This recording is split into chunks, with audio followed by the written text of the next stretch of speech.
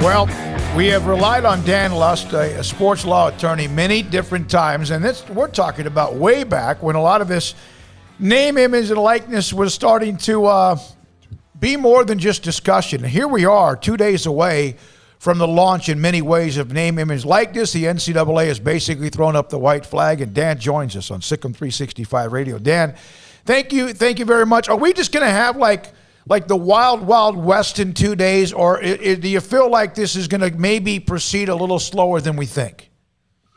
I don't know what's stopping the floodgates at this point. I mean, the truth is this: the NCAA could have curtailed this maybe 3-4 years ago if they got ahead of this with their own name, image, and likeness rights. But their failure to do so basically invited the states in to create their own laws. So you have 24 states that have passed laws as of today, and you have about 26 that have not. So yeah, it's going to be all over the place. So yeah, I don't think the wild, wild west, I don't think that term is being used lightly. I really think chaos is on the horizon.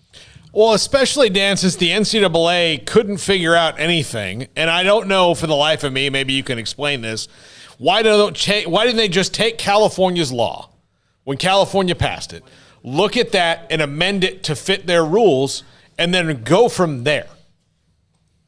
I think they could have done that. I think that would have been a smarter move than what they did, which was nothing. But, I think the wheels were kind of off. Once California passed that rule, that was a signal to other states and other politicians around the country that this is one of the few issues in our country that is bipartisan. So you're making some friends in politics if you come up with a bill that both sides are going to support. So once California, established that the left and the right were going to pass this unanimously, then it was just a matter of time, and it did catch on like wildfire across the country. So the NCAA could have passed a rule to model California, and maybe that would have stopped the other states, but they did nothing for about 2 years from the passage of California's rule. And then, now we're here. We basically have 24 different rules on the book. So the NCAA is now trying to come up with this, we'll call it a minimalist version of name, image, and likeness, but that doesn't solve the problem that they've created, that 24 states have taken it upon themselves to preempt the NCAA. Dan, how different do you think the college sports landscape will look as a result of this ruling, of these new openings for college athletes? So it's interesting. I think if the NCAA hadn't come forward with this like minimalist rule, and that's a way to basically cover all 50 states between the ones with state laws and the ones without, if that hadn't occurred, I was really of the opinion that you could have some recruiting advantages between one state with NIL and one without. I think the way we're going to see it felt the most is probably in guys, and this is just in my opinion, staying a little bit longer in school, right? Especially in basketball with this one and done rule. If you can make a lot of money by staying, in school, and the more you become the big man on campus as a sophomore, a junior, and a senior, why would you need to declare for the NBA draft and be, a guy that's picked at the end of the second round when maybe you could be capitalizing off of those March Madness eyeballs? So I think that's probably where we see it the most. I mean, guys leave school to cash in, but if you can cash in while at school, that's one less reason to leave early. Yeah, especially if you were, like you said, going to be in the NFL or NBA, a late draft pick without guaranteed money. Yeah, I was listening to you guys a minute ago with Kyle Pitts. That's unheard of, right? Yeah. That someone gets fully guaranteed money. But we'll see. We'll see what this endorsement money means. I saw a report that came across my timeline today that within a week, a major quarterback at a major school is going to announce a national NIL deal. So we'll see what that money is. But there's a world, right, where like Zion Williamson in basketball could have commanded maybe 8 figures.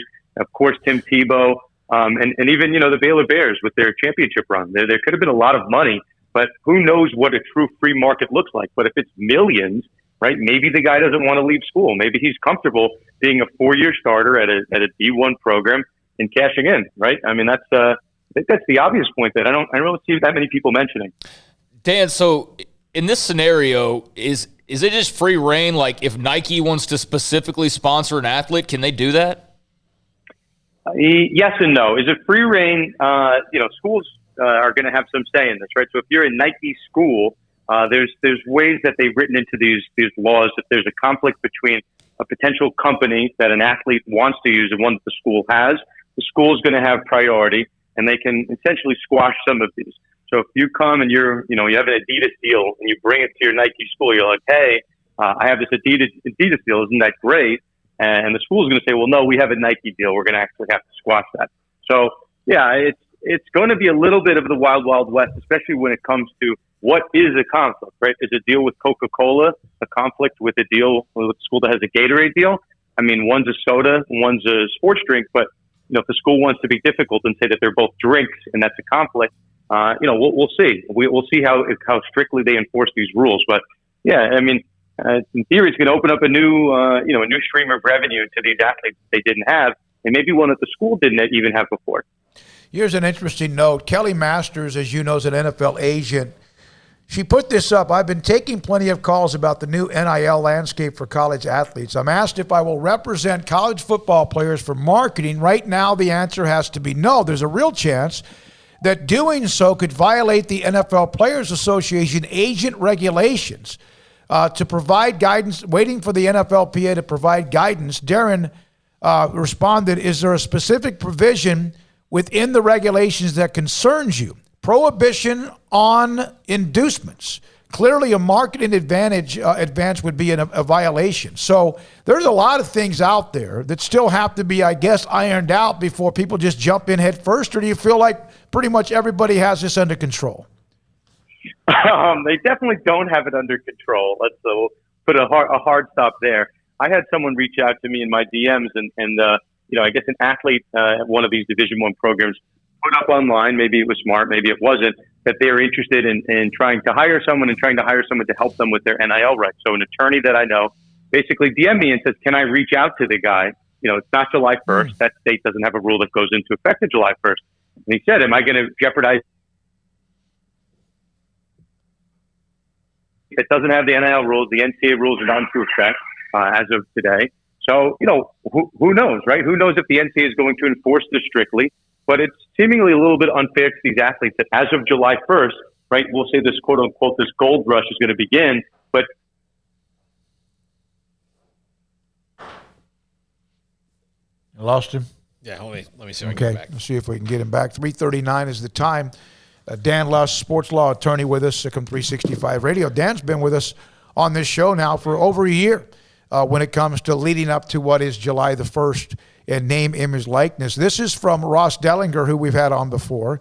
As we mentioned yesterday, multiple college athletes, gymnasts, I mentioned this earlier in the show, but this is gymnasts, softball players, football and basketball players with public appearances, live agency signings, autograph sessions, and apparel deals. Ross, we lost you a little bit at the end there. You had an agent or someone who was attorney who was contacted about trying to help with name, image, likeness. What was that conversation?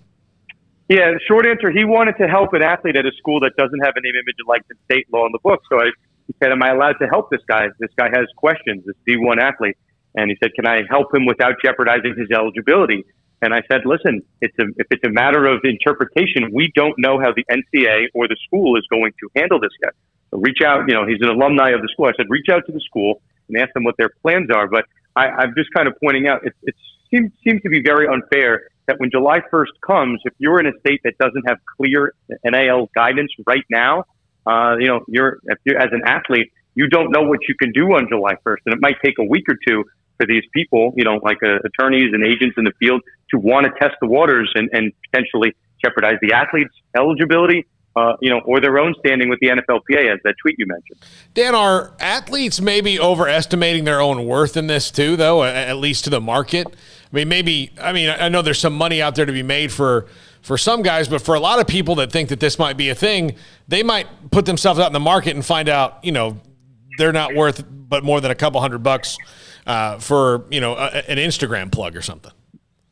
Yeah, I think basketball and football are just, I'm not saying anything too crazy. Those are going to be your big two money makers. But yeah, I think it's possible that athletes are overstating what they're worth. I saw the Wisconsin quarterback, Graham Mertz, post his logo online. And, if Graham Mertz turns into a big NFL pro, I'm sure, there's going to be a market for him on a national level. But, how big is the market just for one particular state, right? Wisconsin. So I still think we're fleshing that out. But I guess to play devil's advocate, whatever their market is, on July 1st, it's bigger than it was on July 1st of last year, which was $0. So I don't think there's there's no risk to trying it and seeing how much you're worth. And I don't think anyone has made the decision to stay in school because of NIL, because of, this is still a kind of still a growing landscape. We're still figuring out what the rules are, but we'll see. I think over this next year or two, we'll have a better understanding about how much money is actually in play. So, Dan, and I know this is like a multiple choice. It could be all of the above, but public appearances, for example, a player goes to I guess, somewhere to appear for a business. Live agency signings, which I don't know what agency, I'm not sure if that, I'm not sure exactly what that would mean if he's represented. Autograph sessions, for example, Craig brought this up, that Baylor and all schools do this, I think, before the start of the regular season, non-conference games, there's a kind of a meet the Bears inside the indoor facility, and fans are lined up to get the poster or a program or something signed. And could it get to a point where you think some players go, hey, I'm not doing this if I don't get paid for it?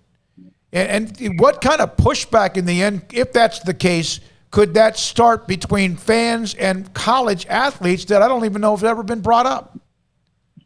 Can you imagine a scenario where there was a Meet the Bears and then down the street, right, the star players are just holding up and they're charging a premium rate? It's possible, right? You can't rule that out. And, I'm sure you get 100% participation in years past for Meet the Bears. But if you can charge for it and your college career is fragile, right? You can injure yourself at any point in time. You can lose the starting job at any point. Could you really blame the athletes for trying to profit off of that? So I think it's an excellent point. And let's see, I think it's setting up to be a war in some sense between the school and the athletes, especially at some of these institutions where, at least per some state law, they can't have someone that's trying to guide the athletes towards NIL. They'd like the player or, the students to deal with that themselves. So we're going to have a world where maybe the school would like to be involved and help guide these athletes to, maybe some endorsers that they're approved or that have some relationship with the school. But the state law is drafted in such a way that, the schools should not be involved. They should be separate. So the more you kind of create a gap between the schools and the players, the more it could be problematic. And we could see maybe something resembling like we did this past year with the transfer portal, just ballooning up to record numbers. If you have a disagreement with the school, maybe you enter the transfer portal and you see what else is out there. But for forever, guys, the schools and the players that have been aligned in terms of making money, and all that money was going to the school. So you'd be kidding yourself to say that the exact same thing is going to happen this time around. Dan, 7 years ago was the O'Bannon lawsuit. So they've had 7 years to work on this, and that's what the NCAA does. But they're operating on a business model that probably made sense legally, especially in a legal argument, in 1971. But it's not 1971 anymore. And they're well past that. Why? I'm curious as to who is giving them their legal advice, because they don't win very much. And they don't have a plan when they've had 7 years to do it. And it seems like these things are just going to keep happening to them. I'll go one further. I don't know what the wisdom was in appealing this Alston case to the Supreme Court. The Supreme Court hit them over the head with some really terrible language that's going to really haunt them and follow them in every court the NCAA walks into for the next, we'll say 50 years. The quote, the comment from Judge Kavanaugh, the NCAA is not above the law. That's going to be cited in literally every case. And how did that case get to the United States Supreme Court? The NCAA asked them to take it. So you got to read the room a little bit if you're the NCAA's lawyers, right? This is a time where bipartisan issue, right? Everyone wants athletes to get paid. Why on earth would you bring that issue to the Supreme Court at a time when the country's pulse is saying that the NCAA should lose, the NCAA are the bad guy in the room? So yeah, I think their legal arguments tend to be a little dated, especially this amateurism model that they keep going to. At least from the standpoint of modern sports, there's not that much of a difference between the star quarterback. Let's use Trevor Lawrence, right? Who's over at Clemson and any quarterback in the NFL. People know who the guy is. He could command a really hefty salary if he was put in the open market and schools were allowed to bid on him at a certain point in time. So this concept of amateurism, guys staying 4 years in school, getting their degrees and going to play pro, that hasn't existed for about 50 years, right? So yeah, I don't know who's guiding them, but those arguments have been lost in the past, and they've never updated their logic here. So not a shocker that they got hit pretty hard at the Supreme Court level. All right, Dan, good luck, man. It will be interesting over the next couple of days. I know when we had Mac Rhodes on a week ago, he said that Baylor's got a plan, and they're going to be very I don't think he said conservative about this, but I think they're not going to just like open up the door. But if a state signs it, it's available. I've seen some players. I even wondered with Craig and Paul, I sent a text to both of you when I saw a Baylor football player put up, hey, by the way, on July the 1st, da-da-da-da-da, and if you are a business or a company, a local business, and you want to put your logo on my Twitter feed, and I was wondering, because if it doesn't go into effect until July the 1st, was that a violation earlier? I mean, he's signaling that on July 1st he's going to do it. It's a slippery slope that he's marketing that he's going to be doing something that is legal on July 1st, but not legal beforehand. It's a slippery slope. And we'll see when the smoke clears if the NCAA wants to strictly enforce these rules. Maybe guys should have been advised prior to July 1st not to tweet something like that. But you'd hope the NCAA, again, reads the room and knows that type of conduct shouldn't be punished. But we'll see. We'll see. The NCAA tends to get it wrong more than they get it right. So stay tuned on that front. All right, Dan, thank you very much as always, man. You're good. Thanks for jumping on with us late notice as well. Dan Lust is amazing at what he does and has broken down many things for us when it comes to sports law, and appreciate his time. It is at Sports Law Lust on Twitter, and he is a go-to dude. The way he described the Supreme Court made me think of, like, when you're a little kid and your mom tells you no, and you think if you go ask dad, he's going to tell you yes. And not only does dad tell you no, he makes you feel terrible for asking. That's kind of how it was. Like, why would you even come and ask me that? Yeah. It was ridiculous. I mean, that's what the NCAA did. Mom told them no. And so they said, well, I'm just going to ask dad. He's cooler than you anyway. And they go to dad, and dad goes, absolutely not. Your mom's completely right. As a matter of fact, not only is she right, here's the 10 reasons why she is right. Yeah. They're the stupidest run organization in the world, man. I mean, they really are. I mean, think about what he just said. Think about all of the blunders along the way. And it's like, who is driving that ship? I mean, honestly, I don't want to go into another rant about this, but I've said it, I've screamed to the hilltops of, like, what do they actually do? And this whole thing is like example 1A of just bumbling, stumbling, and walking around just with a blindfold on, basically. I mean, it's comical how they've handled this, and I don't know who's running the show. I really don't, because if whoever it is has not done a very good job, if it in fact has been the same person, it boggles my mind that they allowed it to come here. Mark Emmert, we know, looks like an idiot at times, and is maybe, but aren't the university presidents? Oh, I'm talking about everybody involved. Yeah. I mean, this is like, it's not. Mark Emmert is the guy who probably. I mean, not probably, definitely, unfortunately for him, has to go speak for people who are wrong. I mean, who are doing it wrong. He has to go advocate for that, like, knowing that they're losing. He has to go out and know, like, after they lose a Supreme Court case that everyone knew they were going to lose, and maybe not unanimously, but unanimously they lost. He has to go out and explain why they did that. Because he gets paid for it. So he's the face of the NCAA. Yeah, I think sometimes they're the ones that did not get the legislation done in time. I know. And that could have been pushed more by. I mean, I'm not saying the presidents didn't sit on their hands and just. I think a lot of school presidents and athletic directors are just like, no, this isn't really going to happen. If I just don't look that way, it's not really going to happen. And I think we I don't know what our conversations were like or y'all's conversations were like with Mack Rhoades, like in the early days of this. It seems Baylor's been prepared for it, but clearly a lot of people just like, no, that'll never happen. No way. And yet here we are. And so it takes somebody to go like, no, this is coming down the tracks and we have to attack it. And no one did that. No one did that. And Mark Emmert, at the very least, should have been the one to finally say, okay, no one's doing anything, then I need to do something as the head of the NCAA. And he did nothing too. The commissioners of major sports leagues are paid and run by the owners of the sports teams, the franchises. Yet sometimes there are commissioners who really are more powerful than the group of owners. You have some that like, hey, some of them have, like, we know what Roger Goodell's been like, even though you may not agree with all of them. He's not afraid to butt heads with the owners. Where Emmert, I don't know if that's happened. We got a break. Go ahead. I'm just saying, like, for example, Rob Manfred right now is pretty feckless as the head of Major League Baseball. And is what? Feckless. Okay. He is. He can't do anything, and when he tries, it just is bad, because baseball's thing has been, we're going to hire you to be the commissioner, and we're kind of out of this. And Bud Selig was an artist with it. Like, he went and he operated like a hammer, just bam. And whatever problem there was, I mean, he dealt with it, whether it was good or bad, he still was out front and dealt with it and had reasons for it. Rob Manfred, on the other hand, is running, he's going to run on that track of, who was the commissioner? Was it Faye Vincent, who they kind of let go? And then Faye Vincent was bad, and the owner said, listen, we hired you to keep this out of our hair, and you didn't do it. And that's what's going to come back on Rob Manfred. So. I want to be officially on record.